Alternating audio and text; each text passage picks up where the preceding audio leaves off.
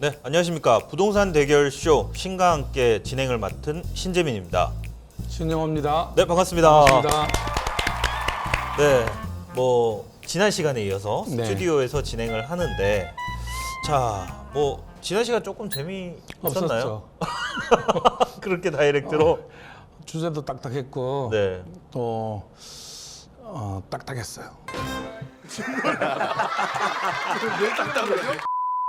자, 요즘 또 부동산 관련해서 또 다양한 소식들이 좀 전해지고 있죠. 네. 예를 들어 용적률도 올린다, 이런 네, 얘기들 나오는데. 주택난이 좀 심각하니까 네. 시에서도 그렇고 나라에서도 그렇고 이런저런 제도들을 이렇게 조금씩 손보는 것 같더라고요. 중공업 지역도 최고 용적률을 500%까지 방금 기사도 봤습니다만 들어오기 전에 올린다 그런 이야기도 있었고 많은 제도들이 이렇게 다양하게 시도도 되고 있는 것 같습니다. 그렇죠. 건축하는 물량도 이제 좀 늘어날 것 같은. 네. 네, 이제 미분양도 살짝 걱정이 될 만한 그런 입장이다. 집값은 떨어져야죠. 이제 미분양을 떠나서 네, 집값이 이제 좀 잡혀야죠, 사실. 네. 그렇죠. 근데 공급량은 사실 계속 지어도 계속 부족한 거니까. 네, 이 그래서 시기가 이제 지나고 나면 또 부족한 시기가 또 오겠죠. 글쎄요, 많으면 좋지 않겠습니까? 다다익선. 네. 좋습니다. 네, 오프닝 이 정도로 하고 오늘 주제 또 어떤 게 옵니까? 네. 이 주제는 누가 만드시나요? 글쎄요. 너무 정성껏 잘 만드셔서. 자, 오늘 주제는 전원주택 vs 아하. 도심주택입니다. 자, 결론 다들- 네. 나 있네요, 결론 나와 있어요? 그럼요. 뭡니까? 전원주택처럼 좀 이렇게 생기잖아요.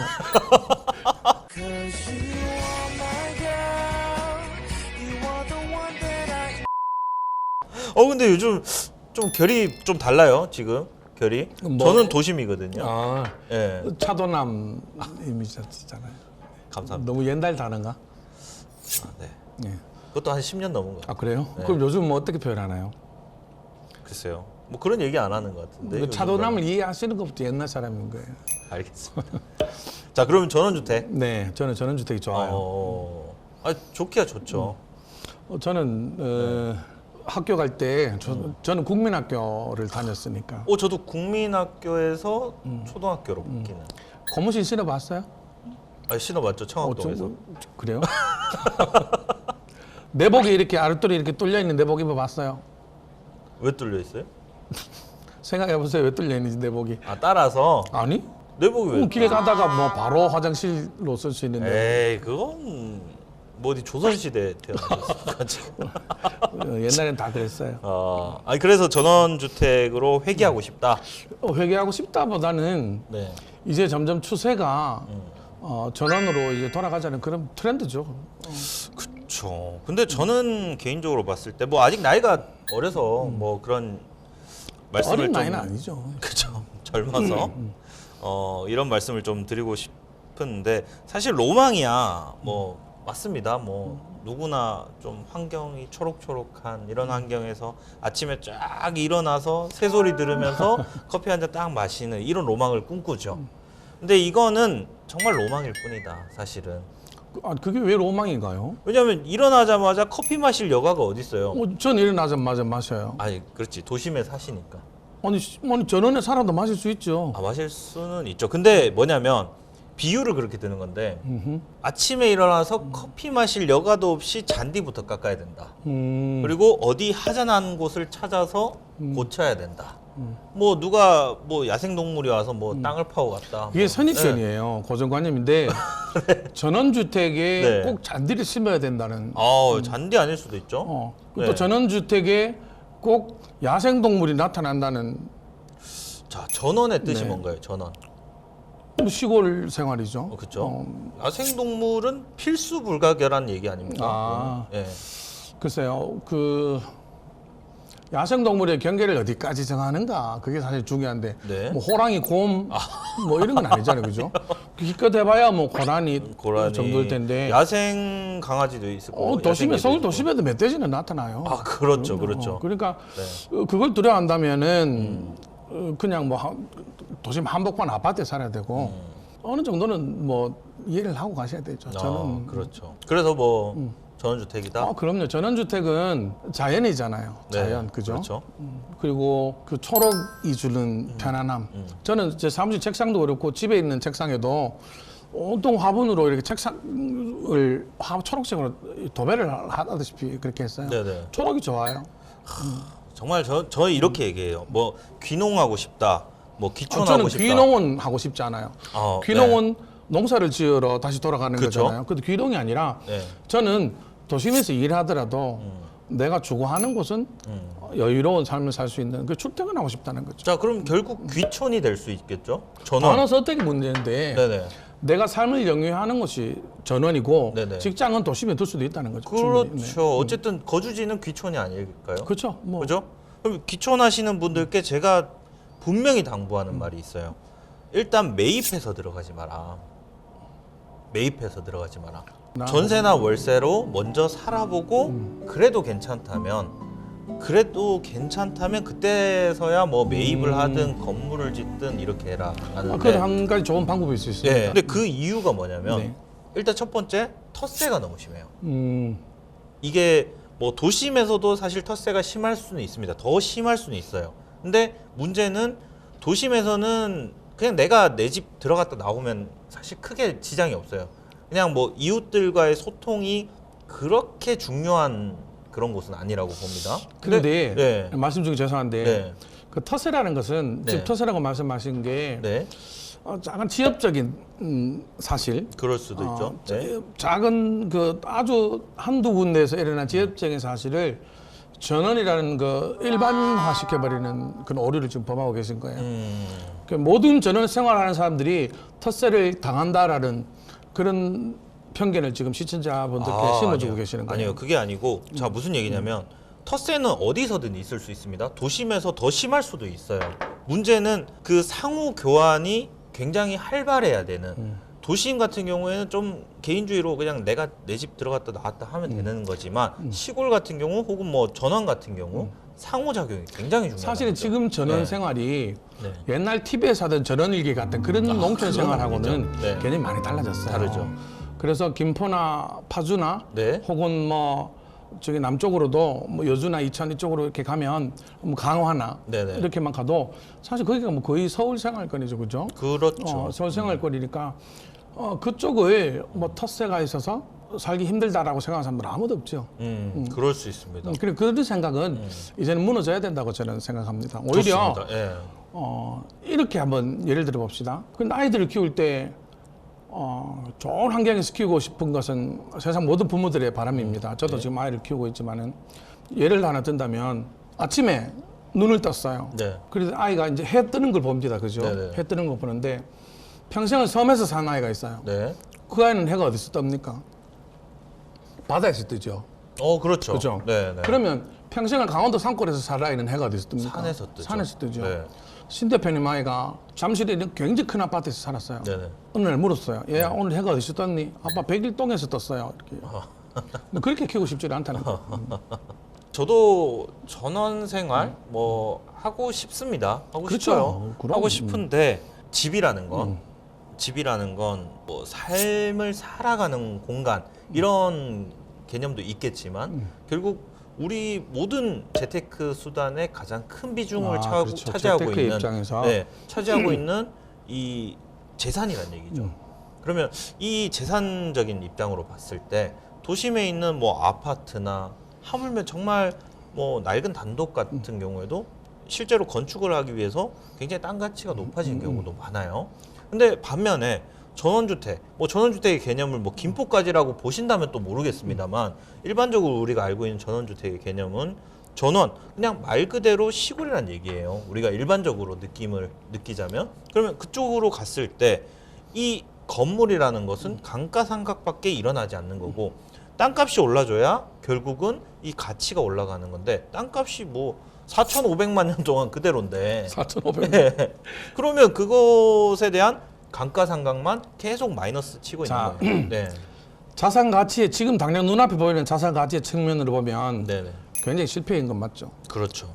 저는 요즘 전원주택은 타운하우스나 어떤 대규모로 개발된 지역들이 굉장히 많습니다. 그렇죠. 네. 그래서 우리가 흔히 생각하는 이제 전원주택 초창기에 네네. 생각했던 전원생활, 그건 말 그대로 조용한 곳에 한적한 곳에 배산임수의 자리에 집을 짓고 조용하게 아침에 눈 뜨면 새소리가 들리고 시냇물이 졸졸졸 흘리는 그거는 전원생활이 아니라 그냥 도 닦는 생활이고 그 얘기인 거예요, 제가. 네. 그 전원주택도 네. 이웃과 소통이 있고 네. 최소한의 커뮤니티가 있고 인프라가 있는 네. 그런 곳들이 굉장히 많이 있습니다. 그리고 자산 가치의 측면으로 본다면 말씀하신 것처럼 도심에 있는 집들보다는 솔직히 조금 덜한 것은 사실입니다. 그렇죠. 그러나 그럼에도 불구하고 내가 누릴 수 있는 그런 감성적인 측면 그리고 이 스카이라인이 달라요. 스카이라인. 도심에서 스카이라인이 빌딩 숲이 된 게 정말 오래 전이잖아요, 그죠? 그런데 눈을 떴을 때 내 눈앞에 보이는 스카이라인이 달라요. 전원생활은. 네네. 그게 얼마나 소중한 건지 아십니까? 그렇죠. 좋죠. 그리고 또 뭐 안타까운 현실이지만은 이 코로나 시국에 또 어쩔 수 없이 재택근무하는 분들도 많이 생겼잖아요. 네네. 그리고 실제로 뭐 직방 같은 경우는 부동산 관련 업체지만은 본사를 없앴어요. 그래요. 네. 얼마 전에 기사를 보니까 아주 작은 공간만 남겨도 본사를 없앴습니다. 그래서 집에서 메타버스 공간을 활용해서 그리로 출근을 해요. 거기서 회의도 하고 거기서 뭐 미팅도 하고 이제 그런 세월이 온 거죠. 그렇죠. 네. 그래서 집주 근접이나 혹은 뭐 이런저런 단어들이 향후에는 아마 사라질 수도 있겠다. 그렇다면은 네. 굳이 도심으로 모여 들어가지고 아동바동 그리면서 살지 말고 조금 한적한 곳에 좀 넓은 땅에 네. 흙을 밟으면서 그렇게 사는 것도 괜찮지 않을까 앞으로는. 좋습니다. 그럼 제가 반론 하나 내고 싶은 거는 자, 메타버스 좋아요. 네. 지금 우리가 떠오르고 있는 결국은 제일 핵심 키워드 중에 하나죠. 그렇죠. 로봇, 뭐 그죠? AI, 뭐 메타버스 이런 거 좋아요. 좋은데 다만 문제는 이 단어들을 들으면 사실은 과거에 우리가 생각했던 Y2K, Y2K가 계속 떠올라요. 무슨 얘기냐면 아직 우리 눈앞에 펼쳐지지 않은 건데 사실 이게 너무 상용화가 되려면 시간이 굉장히 많이 남았는데 이것에 대해서 미리부터 너무 겁먹고 준비하고 한다는 거죠. 자, 이 재택근무 한다는 거 사실 뭐 저희 와이프도 뭐 지금 예를 들어 2주에 한 3일 정도는 재택근무를 하고 있어요. 네. 그러니까 그걸 실제로 보고는 있지만 그 효율이 떨어진다고 판단하니까 그 회사에서는 결국은 이 출근하는 시간을 또 만들어 놓는다는 거죠. 물론 네. 그 업종에 따라 차이가 그렇죠. 분명히 있겠죠. 네네. 무조건 반드시 대면으로 해야 되는 직군이 있겠고 그렇겠죠. 뭐 반드시 대면하지 않아도 해결되는 직군이 있을 겁니다. 네네. 그거는 이제 메타버스가 어떤 쪽으로 또 이제 발전하는가 네네. 또 그런 것에 따라서 이제 구별하고 차별화가 되기는 하겠지만은 네. 이 전원주택이 왜 전원주택인가라는 쪽으로 이제 시각을 맞춘다면은 네네네. 앞으로는 그런 식으로 점점 더 이렇게 좀 발전이 돼야 되지 않을까. 도심이 조금 더 흩어지고 부도심이 이런 식으로 좀 개발이 된다면은 외곽으로 개발이 된다면은 저는 훨씬 더 우리 삶의 질이 좀 더 좋아질 거라고 그렇게 그렇죠. 생각합니다. 삶의 질은 좋으나 이상과 현실은 너무 다르다. 제 말은 그 말을 하고 싶은 거죠. 아니 이상과 현실을 네. 줄여가는 게 네. 우리 일이죠, 뭐. 그렇긴 하죠. 근데 이거 메타버스로 회의하는 거 사실 저희 업무에서는 절대 할 수 없는 일이에요. 아니 할 수 있습니다. 저희 업무에서? 그럼요. 제 업무에서요? 건물 짓는데? 건물 짓는 거 충분히 가능하죠. 아, 그래요? 요즘 그 네. 3D로 건축 짓는 거 기술 나온 거 아시나요? 아, 그거는 알고 그죠? 있어요. 그럼 3D로는 메타버스로 먼저 충분히 해볼 수 있는 시뮬레이션 같은 거 충분히 가능하지 않습니까? 아니 땅을 매입을 하는데 제가 직접 가야 되지 메타버스로. 임장은 네. 뭐 무조건 가야 되겠죠. 임장은 그 임장은 네. 수많은 건축 행위 중에 제일 중요한 첫 번째 단계 중에 그렇죠. 하나겠죠. 철거를 해야 되는데 메타버스로 철거 이렇게 할 수 없잖아요. 그거는 불가능하죠. 자, 세입자를 넣어야 되는데 세입자 들어오세요. 이거 얼마입니다. 이 메타버스로 합니까? 불가능하죠. 분양을 해야 되는데 메타버스로. 오케이. 분양은 네. 가능하죠. 모델하우스를 네. 가상의 공간에 충분히 둘 수 있지 않습니까? 근데 어쨌든 계약을 해야 되잖아요. 계약서도 온라인으로 가능하죠. 네. 이 가상 공간이라는 것이 네.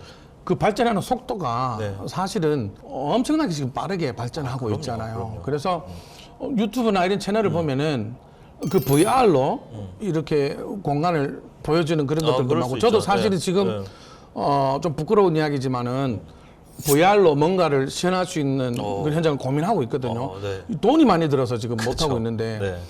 만약 그렇게 접목을 한다면은 네. 뭐 꽤 괜찮을 것 같아요. 좋습니다. 전원주택 이건 이야기하다가 예. VR까지 나왔는데 그러니까 네. 임장 같은 경우도 네. 사실은 전원주택을 뭐 파주까지 뭐 일산까지 뭐 어디까지 가지 않고도 충분히 볼 수 있죠. 그렇죠. 볼 수 있죠. 뭐 좋습니다. 뭐 일단 전원주택에 대한 얘기를 해보자면 자 이게 너무 미래의 얘기다. 제 말은. 그래서 제 의견은 너무 미래의 얘기다. 그래서 이 재택근무의 확산으로 인해 전원주택의 수요가 늘어난다. 이 얘기는 주 5일 근무를 네. 주 네. 4일 근무로 줄이자는 이야기가 있는 거 아시나요? 그렇죠. 그러다 평생 쉴 수도 있죠. 요즘 같은 시기에. 나가 이 자식아! 자 일단 문제는 병원도 멀고 마트도 멀고 저기 뭐야 불나도 소방차가 늦게 와요. 요즘 소방차 한번 동대가 이거 너무 갔다. 이거 너무 갔어. 이거 너무 갔고 평창동을 가보시면은 거기도 사실은 굉장히 전원주택, 전원마을 같은 느낌이 그렇죠. 나거든요. 네. 거기도 일반 주거지역이 많아서 높이 집을 못 지어요. 네네. 또 근처에 청와대도 있고 뭐 이런 국가 중요한 한도 시설들이 가리면 안 많아서 되고. 네. 또 높이 지을 수도 없고 네. 또 그래서 거기도 가만히 이렇게 들여다보시면 굉장히 전원주택 같은 느낌들이 많이 듭니다. 서울 도심 안에도 그런 느낌을 주는 주택들이 많다는 거예요. 저는 그렇게 서울에도 생각합니다. 전원주택이 있다. 그렇죠. 뭐 고향으로 은평에서 고향으로 넘어가는 그 일대도 그거 인정합니다. 그렇죠. 네, 네. 그러니까 꼭 아파트, 도심 이렇게 그런 것만 고집한다는 것보다는 좀 마당 흙을 좀 밟고 또 화초도 좀 키우고 초록색을 보면서 살 수 있는 그런 삶의 여유를 누릴 수 있는 그런 삶 그게 좋다라는 게 제 주장입니다. 제가 수원에서 서울까지 출퇴근을 합니다. 네. 오가는데 뭐 평균적으로 1시간이 걸려요. 근데 그 정도 걸리죠. 그리고 조금 밀린다. 출퇴근 시간 걸린다. 그럼 1시간 반, 2시간이 걸려요. 그렇죠. 자, 이 시간을 만약에 아낀다면 정말 생산적인 일을 할 수 있다라는 거예요. 제 말은. 그러면 이거 업무에도 좋지 않고 조금 전에 학생들 뭐 교육을 위해서도 이 동네 다니면 된다라고 하지만 걔네들도 근처에 있는 게 아니고 우리 학세권 이런 게 아니고 사실은 전원주택이라는 것은 조금 뭐 세대수가 학급수에 맞추기 위해서 많은 바운더리를 감당을 하잖아요. 그럼 결국은 좀 멀리서 다닐 수 있는 확률이 높아지는데 누구도 편한 상황이 아닌 거예요. 그냥 내가 코가 즐겁고 눈이 즐겁고 이건 정말 몸과 마음이 너무 좋은 거지만 이거 하나만을 위해서 모든 것들을 포기해야 되는 상황이라고. 심지어 돈도, 재테크도. 개인의 어떤 상황을 고려는 해야 되겠죠. 그렇죠. 개인의 어느 정도 상황 고려해야 되겠지만 네. 무조건 전원주택으로 가라 이거는 아니죠. 힘들어요. 저도 네. 아닌 건 알아요. 근데 네. 개인의 형편을 이렇게 고려해 봤을 때 우리 가정의 형편은 그런 것들을 내려놓고 그럼에도 불구하고 우리가 자연에서 누리는 삶이 좋다라고 생각을 한다면 그렇죠. 네. 과감하게 내려놓고 가는 거죠. 그리고 나는 우리 아이들이 그런 것보다는 대치동이나 목동에서 치고받고 박 터지게 아침부터 아침 7시부터 밤 12시까지 코피 터지면서 공부하고 대학 못 가고 재수 삼수해서 결국은 군대 가는 그런 삶을 바란다면은 목동 뭐 그거 사셔도 좋고. 너무 일반하다. 네, 그러면 오늘 정리 멘트 한 줄 평을 하신다면 집은 사는 것. 네. 사는 것이에요. 사는 것이 아니라 사는 것이 아니라 그런 이야기도 많이 하시잖아요, 그죠? 바이가 아니라 리브다. 그렇지. 네. 방이 아니에요, 그죠? 네. 그러니까 전원주택이 무조건 좋다는 게 아니라 내 정서가 내 삶이 좀 더 풍요로워질 수 있을 것 같다. 전원은 그게 제 한 줄 평입니다. 좋습니다. 저는 한 줄 평. 전원 생활은 이효리와 이상순만 하는 거다. 자, 이게 깊은 얘기가 있어요, 사실은. 뜻을 얘기해 보면 또 반론을 막 이렇게 오늘 집에 가야 돼요. 자, 이게 무슨 얘기냐면 그렇게 여유 있고 빡빡하게 우리가 이렇게 살아도 되지 않는 경우라면 사실 오가는 이런 일들이 많이 없다면 그렇게 살아도 된다. 하지만 우리가 자연을 느끼기 위한 좀 전제 조건이 너무 많다. 전원 생활을 정말 멋있게 살아야 전원 생활이지, 멋있게 살지 않고 정말 힘들게 살면 그건 농촌 생활입니다. 좋습니다. 오늘 여기까지 할까요? 아니면 더 하실 말씀 있으면 오늘 가지 말고 그냥. 아니, 저는 생활이 진짜 너무 좋아요. 아, 저도 좋습니다. 너무 서울은 너무 답답해요.